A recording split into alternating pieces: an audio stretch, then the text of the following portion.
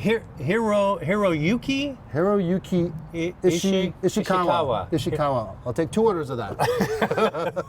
You like the wasabi? With extra wasabi.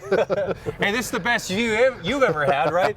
So what we're looking at here is the guy who made this engine. So hand built by Hiro, anyway, there's his name. Anyways, Japanese Takumi, they are skilled artisans. There's only a handful of people in Nissan that hand build this engine. It's one engine, one man. Do you think there's a community, there probably is a community online of guys who want like a specific guy to make the engine? I don't know. Well, maybe if you've heard of ones blowing up and you don't want that guy, right? Hiroshi, he's the guy. We want him. I tell you what, though, it's kind of like AMG, right? They do one man, one engine, yep. Same kind of thing. That's pretty cool in this day and age that there's one guy builds the engines. Yeah, well, what's also cool is what we have here, what this engine is in. It's the 2020 Nissan GT-R 50th anniversary. Ready? Yep. Okay, there we go. And you know what I like? Like everything on this car, the scoops here, the air inlets go right next to the turbochargers on either side of the engine. You said everything's functional, right? Every single thing. They all go through. There's nothing fake about this thing. It's a big car. You don't realize it until you're standing next to it. Now, what do you think of this livery here? I love it. This is a throwback to the older GTRs, and this is a retired color, Bayside Blue. It's not retired anymore. No. It's brought back for this edition of the GTR. I love the wheels with the touches of blue in there. I'm not a big fan of black wheels, but I think on this car you kind of have to go there. These are huge 15-inch, well, more than 15-inch rotors, Brembo brakes on there. Now around the back, a little tacky. The lettering of the 50th, yeah, maybe. It looks like somebody did it at home and stuck it on themselves. Like there's some parts of this car I think are really cool, and other parts I think are kind of cheesy. Okay, one thing that's not cheesy, I think, is the titanium exhaust with the blue tips. Yeah, I think that's amazing. It's a big car. It certainly has presence on the road. You know, when they finally brought the GT-R to North America, it was this basically design, right? And when it first came out, there was waiting lists, people were paying over invoice. But I don't hear the hype about this car anymore. No, you don't see many around, so we are really, really privileged to get one of these to drive. You were telling me this is the first one to land on the port here on the West Coast, right? Yeah, on the West Coast, a lot of times we get missed out because we're on the West. Everything happens on the East. But guess what? When the ships come in from Japan, where do they come first? Vancouver. And we get it first. You know what? It's windy and it's raining out here. So let's go for a drive. Who's going? You know what? I'm going to let you drive. I've driven it all week. All right. I'm not saying none of that.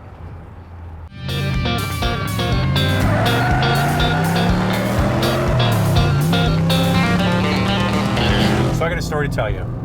When I got the GT-R, when it first came to North America, I think it was 2007, 2008, they dropped the car off of my house, and I thought, I'm going to go for a little drive. So I drove down to where we are now. This is Iona Beach, right next to the airport here in Vancouver. And I was driving along, and I wasn't driving super fast. It was very, very foggy, though. And then jumps out in front of me in the fog, an RCMP officer, and he goes like this. He pulls me over and he says, "I'm going to write you up. I'm going to do." And I said, "Dude, what are you jumping in front of me for? I could have hit you." It was that foggy. And then thinking to myself, there's no way I was driving fast. I couldn't even see 10 feet in front of me. So that's my memory of this car. And we're back in the same spot now. I didn't get a ticket. I didn't get anything. The guy he saw the car and he thought I was up to no good, and I really wasn't. I was just out for a little drive. Yeah. And you know, when you see it, it certainly does get attention, right? Absolutely. I let you drive because I've been driving it most of the week. Yeah. I picked it up. What do you think so far? Whoa. Well, I love the sound of it, because often when you get, V6 engines, they don't have that sort of satisfying sound, but this thing sounds pretty amazing. So what are we working with this engine? We are working with the 3.8 liter twin turbo V6, 565 ponies under that hood, and a 6-speed dual clutch transmission. Yeah, the transmission is brilliant. I mean, that is good. Now you think to yourself, okay, well, a lot of other brands have gone to 8-speed automatics. I don't know, but this is so precise feeling. And the transmission's behind you, you know that? Yeah, and there is a little bit of a mechanical sound when you're going slower. You can actually hear a whine. But they've tuned it so well, because sometimes dual clutches, they kind of bind a little bit when you're going slow in parking lots and stuff. Not this one, right? That's pretty incredible. So 0 to 60, guess what? Under 3 seconds with this, right? Take that, Tesla Yeah, fanboys. exactly. And all-wheel drive. Now, Yeah. what I like about this system is it's set up that 100% of the torque goes to the rear wheels. Only when it detects slip or you change the settings in the car will it split up to 50% to the front wheels. So that's going to give you the most true dynamic kind of feel for driving a sports sedan, or you know, it's pretty incredible. Yeah. Not a sedan, I should say, a coupe. But yeah, I got to tell you, that time I had it all those years ago is the last time I drove a GTR. And I don't remember it being like this. Well, They upped the horsepower, right? They've upped the horsepower, but they've really, really fine-tuned a lot of things on this. Whether it's the suspension, the adaptable suspension, just the turbos, they just didn't get bigger. They get different seals, right? Better torque, just better delivery all around. So this is a car. Okay, I'll ask you the question. Do you think you could live with this car every day? Absolutely. Well, look at the inside of this thing. It's covered in leather. Everything is leather. At first, when I got in, I'm like, oh, like, there's a lot of plastic. No, it's actually not. It's all leather. Yeah. Like everywhere. Leather and carbon fiber and this nice There's a bit of smoke trim. plastic on the door handles and around the radio, and that's about it. And so we talked about the hand-built engine. This is hand-stitched, right? Yep, all the stitching. Check out the roof. This quilting and the Alcantara here. It's done very, very well. Okay, so I'm getting a bit of a luxury vibe in here. Like the seats are hand-stitched leather. It has all this beautiful leather trim on the inside. So is this appealing to somebody who's like older, like the baby boomer set? I don't know. Is that who it's for? Maybe like me. It's for you? Maybe. It is my birthday, Nissan. Hi. 50 years ago, they came out with the GTR. It's almost electric feeling. It's so linear, isn't it? Yeah. There's no dead spots, right? It just has all of that torque right away. What do you think of the brakes? I think I like them. They're not grabby. They're not super No. grabby. No, it's easy to live with. And they don't give you a huge amount of brake. It's very linear as well. Yeah. Like everything is just so well balanced with this car. Yeah, it actually. The only thing is the steering is kind of light. It's got a bit of a light feel to it. I would like a little bit more weight in the steering wheel. So the one thing, it's not just with this car. It's with all Nissan and Infiniti cars. Is their radios are so, I don't know, so 2007, don't you think? Yeah, a little bit. I mean, the animation, the way they look, that's the one area they really, really need to work on, is to get that up to standard.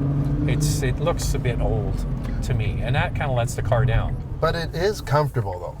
Like, oh yeah, it's comfortable. You probably don't even know we're in comfort mode. I just like that part. Okay, make it firm. Okay, let's firm it up here. Okay, we firmed up. Firm might not be the greatest for this wet road here, but yeah, you don't want a firm suspension on a rainy day, but well, let's go normal. Or you want to try firm for a minute. Okay. Oh, man, you must just burn through tires with this thing. You got to have a good tire budget And a gas budget as well. and a gas budget. Yeah, this is pretty cool. You know what? I don't remember this car being like this. Here's my takeaway when I drove this car when it first came. Fast, kind of dull to drive, and kind of like a one-trick pony. Hang on. Your description Yeah. is, what was it again? What did Let I me say? guess. What? Let me think. Okay. You described this car as a point and squirt. Point and car. squirt, yeah. And a bit of an appliance.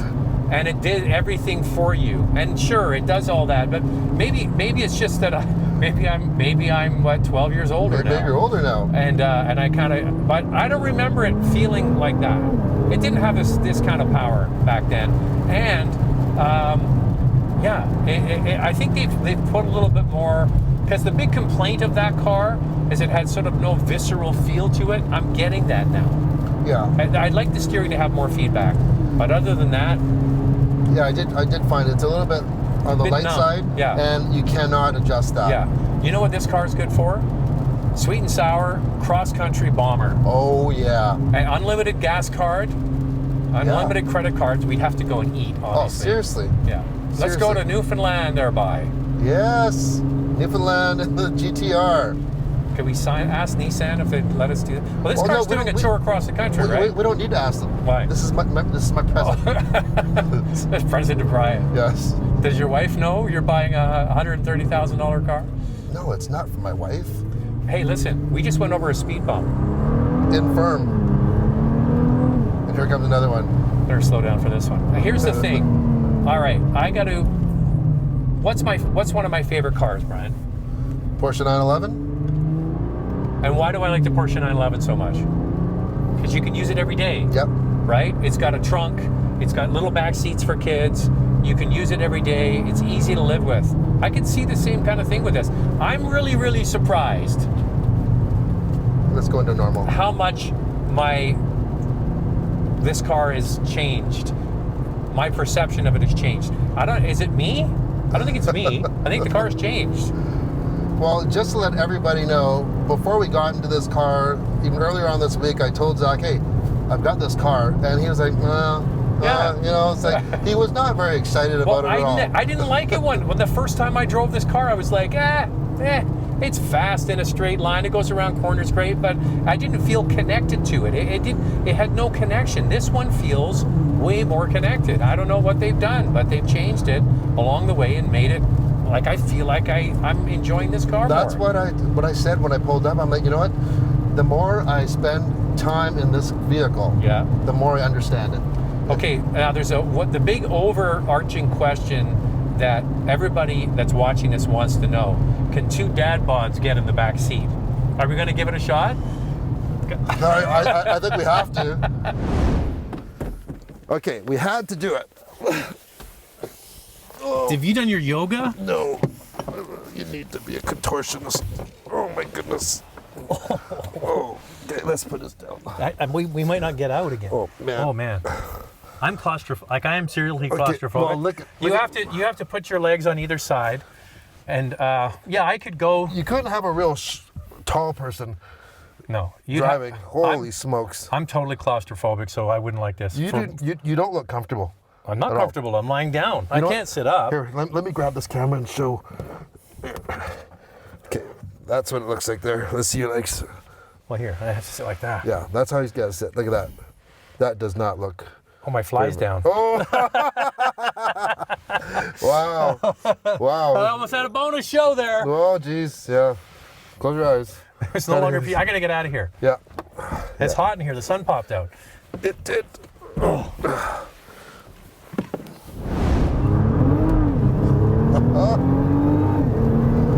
Okay, much better than being back in the front seats. So, what do you think? You know what? Let's go back and let's go into comfort. You're all here. about the comfort. No, Why? because I want to talk about the sweet and sours. Oh, you're putting me in automatic.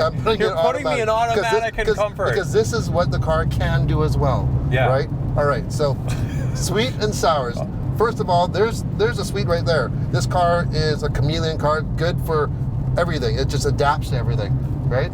Everyday driving like this, country road, This is not as fun though. hardcore driving. Yeah, you know, but if track you were driving. stuck in traffic, you'd put it in this setting.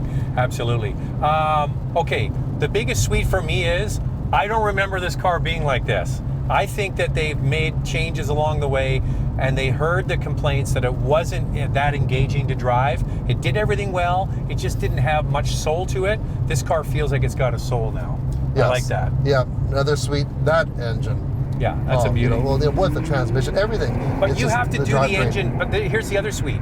The engine combined with the price of this car. We didn't touch on the price. No, we didn't. Starts at 129,000 Canadian. This is about 10,000 more for the 50th anniversary. Okay, you name me another car at $130,000 Canadian with 565 horsepower and almost 570 pound-feet of torque, with all-wheel drive, with seats for four, a trunk that you could drive every day. Name me another car. Yeah, it's the all-wheel drive. That's the kicker right there. That's right. I mean, I'm not sure you drive it in the winter, but you could if you had to. You know, the car's not super low either. It's not No. like you're driving a Ferrari or Lamborghini where you're scared going over speed bumps. This is always. I remember saying this about it years ago. It reminds me of a Japanese big Mustang. It's kind of got that Mustang vibe, and I love the Mustang. So Yeah. any sours? I'll give you one sour. Okay. Come on, Nissan. You have to update your head units. They're so 2007. You know, that needs to be done. And that's a criticism for Nissan and Infiniti right across the board. That's old tech. Yeah. Yeah, I agree there. Anything else? I can't think of anything. It's a bit gaudy looking on the outside. Like, honest, would you order it like this? Yes. Yes, I would. Is it because you're Asian? No. I love blue. Yeah, right? I do like blue. This color is I love this color. I love the silhouette of this car. Yeah. It's really grown on me. Okay. Hands down. You know, the more time I spend with it, it grows on me. So it's not tacky. Because No. to me, it kind of borders on being a little tacky. Maybe the 50th anniversary on the white in the back Yeah. might have to come off. Yeah. Right? Yeah. But everything else, it's It certainly doesn't look German. no. It certainly has. It looks Japanese, and we've been to Japan a few times. They have their own thing going on over there, and the good thing is we get to have it here. Yeah. All right, so one negative, the head unit. That's it. All you need now, Brian, is to go shopping with 130,000 plus tax. Plus tax. Are you down with that? You know, if we get about 1 billion views on this video, that might be okay for a down payment on one. But I get half. Okay, 2 billion. Okay, click like. And subscribe. And that's it for Sweet and Sour. You got to put the big gong. Well, that's Chinese? Or that's Japan?